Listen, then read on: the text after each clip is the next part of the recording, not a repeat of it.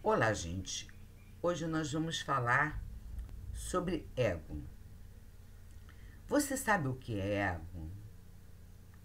Você sabe qual é a forma de definição ou conceito de ego para a teoria da psicanálise? Bom, o conceito de ego é uma construção de Freud em sua segunda tópica, ou seja, na segunda estruturação teórica proposta pelo autor na fase mais madura da sua obra. Freud, como terapeuta que se interessava pela mente humana. Ademais, sabemos que Freud fundou o saber psicanalítico, sendo o pai da psicanálise. O contexto biográfico trouxe-nos em dois movimentos as suas interpretações sobre o que denominou-se estrutura psíquica. Ficou curioso? Então eu vou tentar explicar. Os três elementos da personalidade humana, de acordo com os estudos da teoria psicanalítica de Freud, ou seja, sua construção teórica final, a personalidade é composta por três elementos. Esses três elementos da personalidade são conhecidos como id, ego e superego. Tais elementos trabalham juntos para criar comportamentos complexos, compreendendo um conceito, compreendendo os outros dois. Vou então tentar explicar a diferença entre id, ego e superego. O id. O id é impulsionado pelo princípio do prazer, que trabalha, digamos assim, para a gratificação imediata de todos os desejos. Também trabalha em virtude das vontades e necessidades de ordem primária, ou seja, para o atendimento das necessidades fisiológicas primárias. Se essas necessidades não são satisfeitas imediatamente, o resultado é um estado de ansiedade ou tensão. Por exemplo, um aumento da fome ou sede deve produzir uma tentativa imediata de comer ou beber. Do mesmo modo que uma situação que relembra um estresse anterior pode causar uma grande ansiedade. O id é uma estrutura que se manifesta e é muito importante no início da vida, porque assegura que as necessidades de uma criança sejam atendidas. Por exemplo, se uma criança sente fome ou está de alguma maneira desconfortável, ela vai chorar como reação primária, até que as exigências do id sejam atendidas. O ego. O ego tem como base o princípio da realidade. Essa realidade é adquirida através do meio sociocultural, onde o ego, ao assimilar esse meio, começa a se esforçar para satisfazer os desejos do id de forma realista e socialmente adequadas. Ego, o que pode se chamar como o princípio de realidade, pondera sobre os custos e benefícios de uma ação, antes de decidir agir sobre desistir ou ceder aos impulsos. Os impulsos do id podem ser satisfeitos através de um processo de gratificação atrasada. Conforme o apelo do id, o ego acabará por permitir o comportamento apenas no momento e lugar apropriados. Assim, evitará que situações constrangedoras ou inadequadas ocorram. Ou seja, mesmo que haja uma vontade absurda de agir por impulso, o ego vem e maneja essa vontade adequando a ação para o meio social inserido. O ego também descarrega a tensão criada por impulsos não satisfeitos através do processo secundário, no qual o ego tenta encontrar um objeto no mundo real que corresponde à imagem mental criada pelo processo principal do id.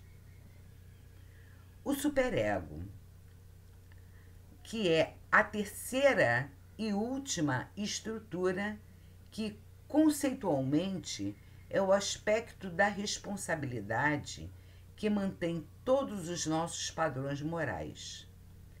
Padrões esses que também são constituídos e mediados pela realidade do meio de convivência do indivíduo, ou seja, dentro de um campo histórico-cultural.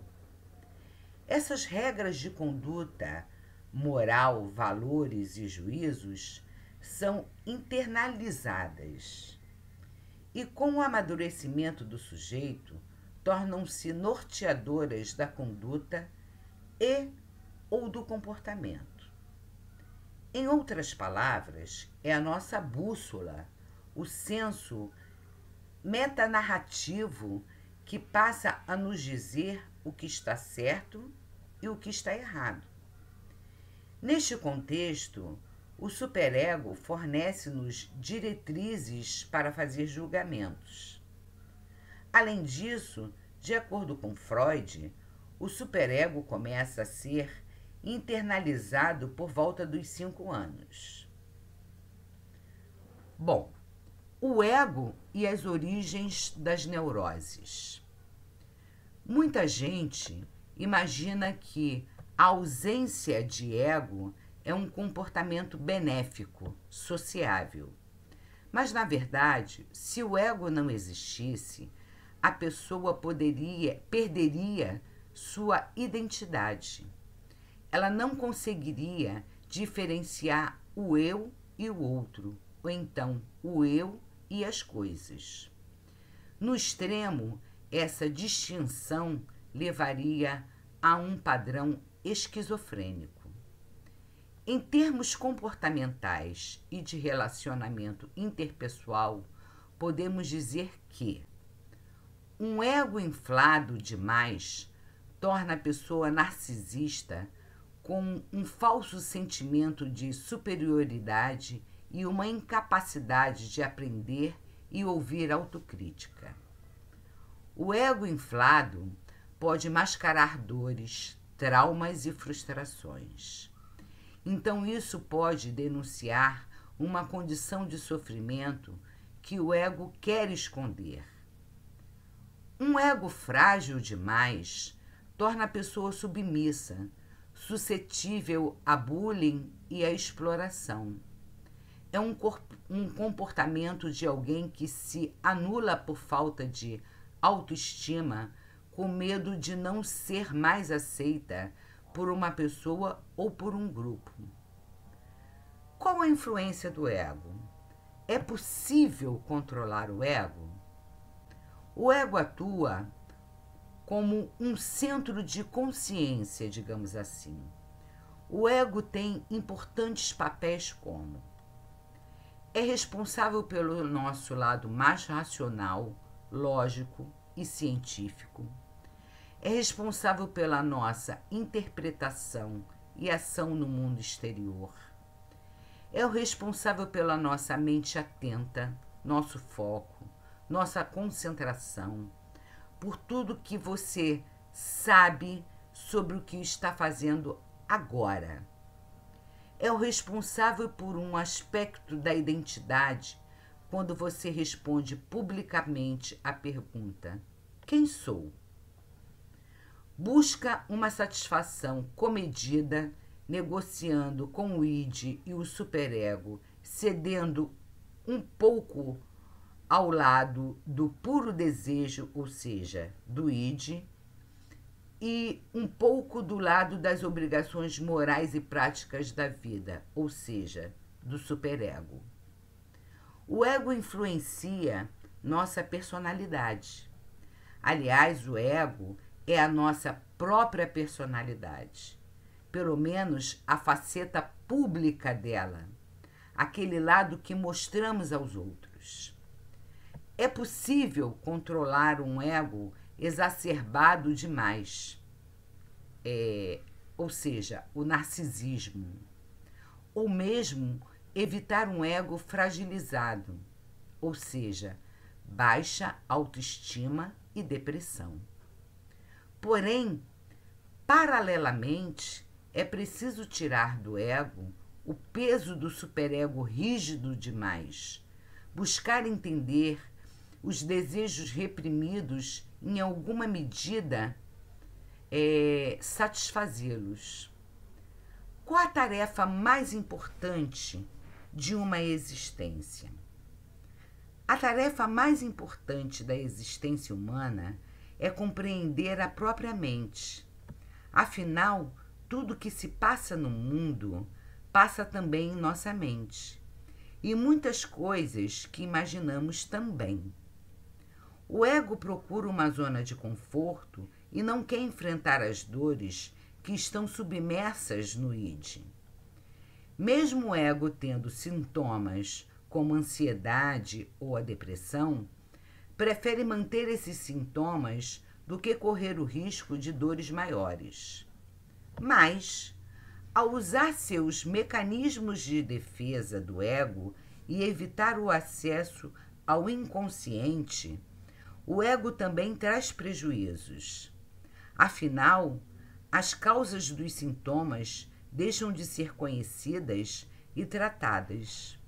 E os prazeres e desejos que o id guarda são também rechaçados. Alguns autores sustentam o esforço do superego para compactuar com o ego. Sustentam que o superego atua na intenção de aperfeiçoar e civilizar o comportamento.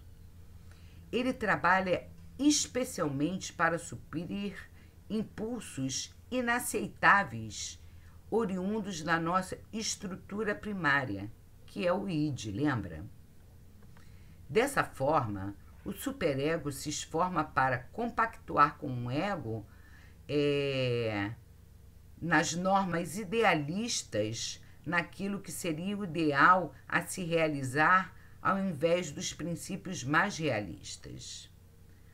O superego poderoso, ao ser internalizado, está presente no consciente, no pré-consciente e no consciente. As três unidades se entrelaçam, embora não tenham fronteiras relativamente bem delimitadas.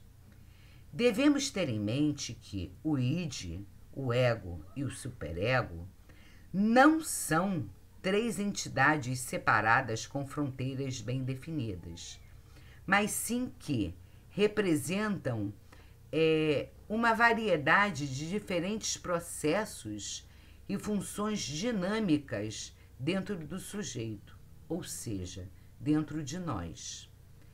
Assim, com essas projeções que se entrelaçam, com o ego colocado no meio, e se todas as exigências forem atendidas, o sistema, hipoteticamente, manteria o seu equilíbrio de poder psíquico e o resultado seria uma personalidade ajustada. Se houver desequilíbrio dessas estruturas, o resultado seria, então, uma personalidade mal adaptada. Por exemplo, com o id dominante, o resultado poderia ser um indivíduo impulsivo, com sérias dificuldades de socializações. Com o superego hiperativo, o resultado pode ser um indivíduo radicalmente moralista, alienado a conceitos ortodoxos, digamos assim. Um ego potencializado poderia criar um indivíduo apegado demais à realidade, rígido e incapaz de flexibilizações com regras ou estruturas. Normalmente, esse ego extremado é incapaz de ser espontâneo. Por exemplo, expressar impulsos do id, ou mesmo com a falta de um sentimento pessoal do que é certo e errado. Portanto, é importante que essas três instâncias estejam em equilíbrio para que as pulsões não se tornem patológicas. Ou, além disso, para nós não fazermos mal ao próximo. Agora prestem atenção no que eu vou falar. As armadilhas do ego impedem o seu crescimento na versão psicanalítica e espiritual. Por exemplo, se tornar uma pessoa egocêntrica, pensar ser o dono da verdade, surgir o sentimento de inferioridade, surgir a questão do eu superior. Seu ego pode se tornar um obstáculo para o seu trabalho. Se você começa acreditando na sua grandeza, é a morte da sua criatividade. Nenhuma outra frase sintetiza tão bem o quanto a nossa autoconsciência pode nos limitar. Através de algumas armadilhas, o ego nos distancia do crescimento pessoal e do real sentido da felicidade. O dono da razão. Pessoas de ego inflado e com pouca empatia criam constantes disputas para se manterem com a verdade nas mãos. Isso porque o ego age de acordo com a percepção única e exclusiva de cada pessoa. Então, mesmo com evidências sólidas que não estão certos, o ego nos faz querer sempre ter a razão. Esse tipo de comportamento não ajuda em nada, muito pelo contrário, só enfraquece relacionamentos. Por que não agem como eu desejo? No fundo, todos nós gostamos de reciprocidade, mas a partir do momento que você se desespera quando amigos e familiares não agem conforme sua vontade, você não só cai em uma armadilha, mas também nutre uma grande fonte de sofrimento. Neste caso, o ideal é deixar as coisas seguirem o seu curso. Respeitar a vontade alheia é um ato de respeito e que também contribui para o crescimento pessoal. Nunca me sinto completo. Será que a grama do vizinho realmente é mais verde? O constante sentimento de carência, seja pela falta de alguém ou de algo, faz com que nunca nos contentemos com o que temos e vivamos eternamente insatisfeitos. Não deixe o ego te sabotar. Olhe para tudo que você já tem e sinta a satisfação por isso. O ego é capaz de trazer um sentimento de falta. Eu preciso ser aceito. É uma outra questão. De certo modo, a convivência social é mais fluida quando existe aceitação, mas em equilíbrio. A busca incessante por aprovação dos outros, na maioria das vezes, está ligada a uma desvalorização da estima. As consequências incluem, por exemplo, um relacionamento de aparências e a sensação que falta algo. A solução? Colocar o seu ego em uma dieta. Isso mesmo, reduzi-lo até alcançar um equilíbrio entre os desejos e a realidade. A. Me sinto inferior. Quando há uma percepção de que outras pessoas nos superam em quase tudo, o sentimento é de sofrimento e decepção. Ao contrário do exemplo anterior, um ego anoréxico também adoece o corpo e a mente. O sentimento de inferioridade só existe quando você se compara a alguém. Pare. No início, pode até parecer complicado, mas a partir do momento que você se reconhece e se entende, fica mais fácil de identificar os pontos de melhora e ter crescimento pessoal. Com certeza, você conhece alguém com o ego inflado. Deixe-me adivinhar. Essa pessoa insiste em acreditar que ninguém tem nada a ensiná-la, ou ainda se acha a dona da razão.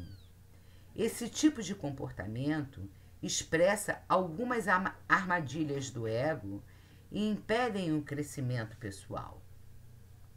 O ego, especificamente sob o ponto de vista da espiritualidade, é um tipo de autoconsciência insana e egoísta. A partir daí surge o termo egocêntrico, que se refere à pessoa que supervaloriza o seu próprio ego. Mas, independente da linha de pensamento, existe um ponto em comum. O ego precisa ser educado. Ele é uma força intrínseca que precisamos controlar para ter um equilíbrio entre o que queremos, que são os desejos, e o que temos, o que é a realidade. Você ainda pode não ter descoberto, mas todos nós temos um guia interno e a todo tempo ele nos ajuda a superar limitações autoimpostas pelo ego. Esse guia é o eu superior, a melhor versão e que todo o tempo se faz necessário ser despertado em nós. Bom, espero ter elucidado essa questão do ego e das suas armadilhas, para que, através dessas explicações, a gente possa ter mais cuidado e adquirir uma qualidade de vida, né? Ter uma qualidade de vida melhor conosco e com todas as pessoas que nos cercam. Sejam elas familiares, amigos do trabalho, amigos sociais, enfim, com todas as questões que nos cercam diariamente, com todas as questões, com todas as situações que temos que lidar diariamente. Mais uma vez, agradeço a atenção e a possibilidade de participar desse grupo. Muito obrigada.